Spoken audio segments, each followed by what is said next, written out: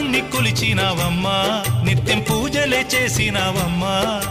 గూడు చెదిరిపాయ గుండెల విసిపాయ గూడు చెదిరిపాయ గుండెల విసిపాయ కొలిచిన రామయ్య కొండ దిగిరాడాయే